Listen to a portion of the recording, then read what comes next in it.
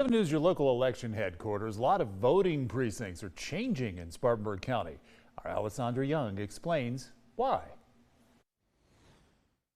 Officials with voter registration tell me around 45,000 registration cards have gone out in the mail this week to people whose precincts are changing.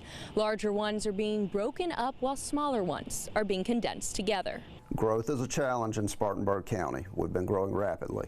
We knew we needed to do something about that growth in the precinct. Through the new precinct improvement plan, Spartanburg County has been able to plan ahead for the 2024 presidential election. What we wanted to do was to split the big precincts into 2 smaller precincts to allow room for growth again, and then consolidate a few small precincts that were close together. 14 precincts were split up and 9 consolidated, adding 5 new polling locations in total. It's all about improving efficiency with our poll managers and our equipment on Election Day. John Balcom, Director of Registration and Elections, says most precincts were split up from Boiling Springs through Landrum and Duncan. All of those precincts have less than 3,000 voters, which brings them in line with most of the rest of the precincts in the county. With more polling locations, they need more workers. Typically, it would mean that we lose a few voters out of our precinct, hopefully, and it gets to be a little bit easier for us.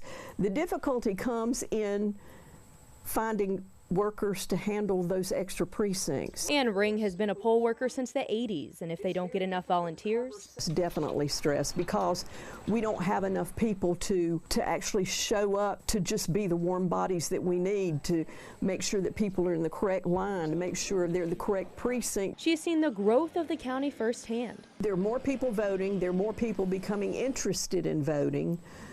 Particularly in the larger elections. These new locations will help cut back on lines and make sure you cast your ballot on time. Registration deadline is October 8th at 11:59 if you're online, and October 6th at 5 o'clock if you come here in person. In Spartanburg County, Alessandra Young, 7 News.